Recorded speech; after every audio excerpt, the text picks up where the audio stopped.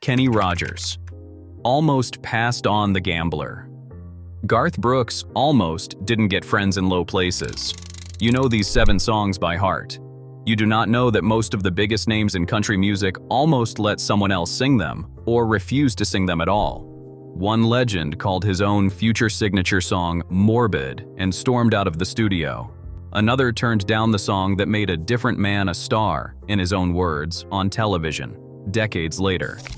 Stick around for number 1. It is the closest call in the entire list, and the songwriter behind it just passed away this year. Let's start the countdown.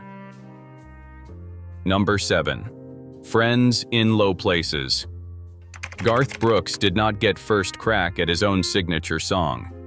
Songwriters Dwayne Blackwell and Earl Bud Lee came up with the title over lunch at a Nashville eatery in 1989 after Lee joked he had friends in low places who could cover a forgotten wallet. Months later, at an industry party, they wrote the actual lyrics out on paper napkins. When they finished, they brought it to a demo singer who had just landed his first record deal, a virtual unknown named Garth Brooks. Brooks loved it so much he did his best George Strait impression on the demo, hoping it might end up in Strait's hands. But his own debut album was already locked, and it would be a year and a half before his second one dropped. In that gap, singer David Chamberlain recorded it first in 1989. Then Mark Chesnutt cut his own version for his debut album, Too Cold at Home, which hit shelves about a month after Brooks released his. 2 other artists got there first. Brooks just got there loudest. Friends in Low Places spent 4 weeks at number 1, won Single of the Year at both the ACM and CMA Awards, and helped push No Fences past 10 million copies sold in 3 years. Even the beer "Can You Hear" crack open near the end of the track was a mastering engineer's mistake that got left in, because it sounded too good to cut. Number 6. Before He Cheats. This one was not written for Carrie Underwood at all. Songwriter Chris Tompkins was sitting at his computer, no guitar, no pen, just typing lyrics for Gretchen Wilson's follow-up to Redneck Woman. He called co-writer Josh Keir over, and Keir sang the chorus line back to him on the spot. They finished the entire song in about 2 hours. Then, in Keir's own words, the Gretchen thing had passed. The song sat without a home for a while. Underwood heard the demo in the back of a plane during the American Idol tour, someone from her label playing it for her between flights.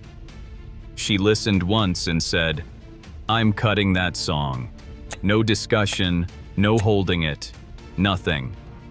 But she has since admitted she almost said no anyway, worried the lyrics were too harsh, too far from the sweetheart image American Idol had just built for her on national television. Her team pushed her to record it. Before He Cheats spent 5 straight weeks at number 1 on the country chart, climbed to number 8 on the Hot 100, and stayed on that chart for 64 consecutive weeks, one of the longest runs in its history. It won 2 Grammys and became the first country song ever to sell 2 million digital copies. Number 5. Achy, Breaky Heart. Before Billy Ray Cyrus, this song got turned down twice by proven hitmakers. Songwriter Don Von Tress, a Vietnam veteran who flew 140 combat missions as an Army helicopter pilot, wrote it fooling around on a guitar and a drum machine in his sister's basement. He pitched it to the Oak Ridge Boys first, under the title, Don't Tell My Heart. The Oak Ridge Boys were 4-time CMA award winners at the time, a group with real chart muscle, and lead singer Dwayne Allen still hated the phrase Achy Breaky, and the group passed. Ronnie Milsap turned it down too. Milsap, who had already logged more than 30 Billboard country number 1s by that point, was not interested. So a country trio called the Marcy Brothers recorded it in 1991 instead. It flopped, the band broke up soon after, and the song looked finished. Cyrus heard Von Tress's original demo and put it on his debut album the following year.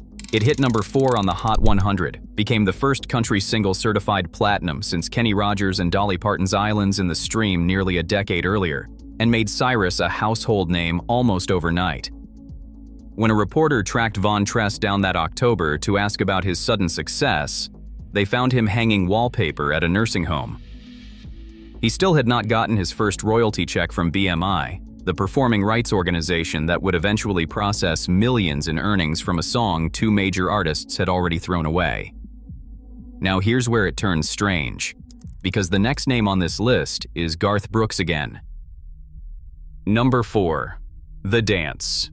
Before it was the song Brooks has called his favorite thing he has ever recorded, the one he has said he will go to his grave with, it was rejected by every artist and every label on Music Row for 3 straight years.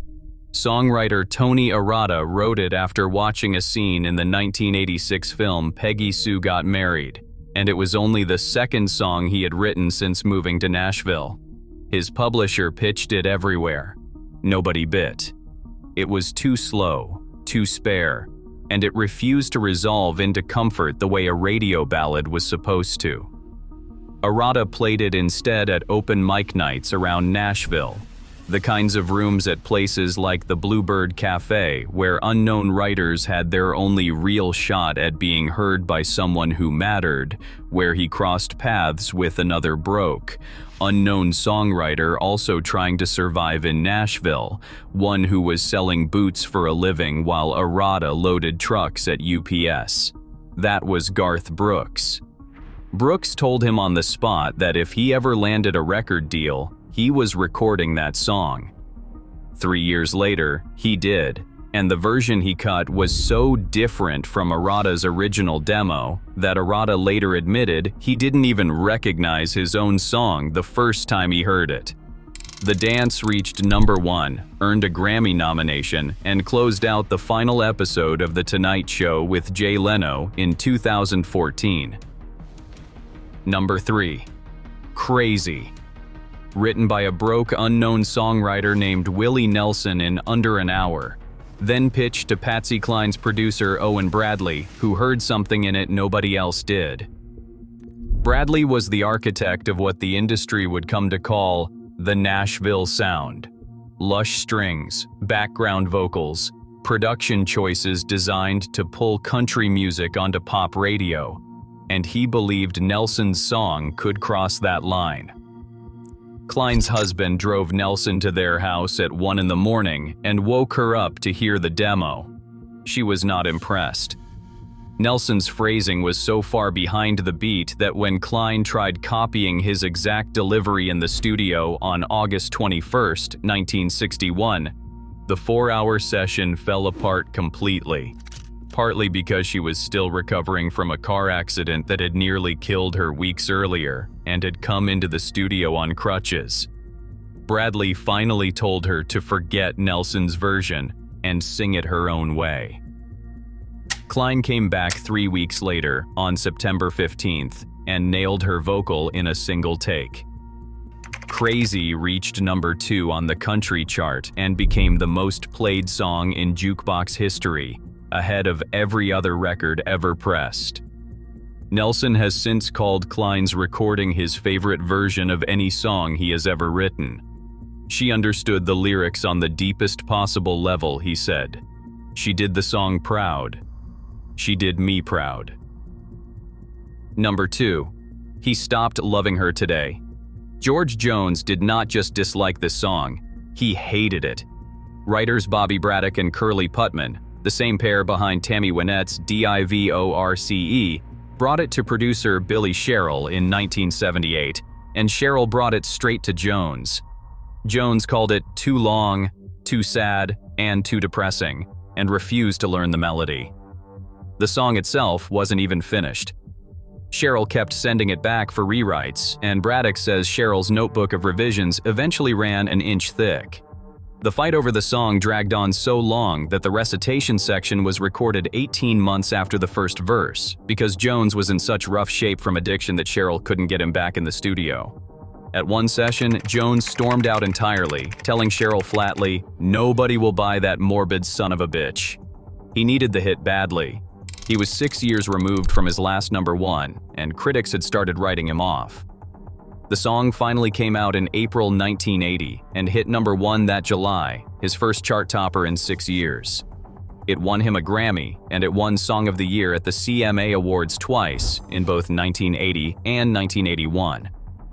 Jones later put it simply, a 4-decade career had been saved by a 3-minute song he never wanted to sing. And now, #1. The closest call on this entire list.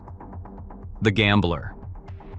Written by 23-year-old Don Schlitz in August 1976, while he worked the night shift as a computer operator at Vanderbilt University, not long after his father had died.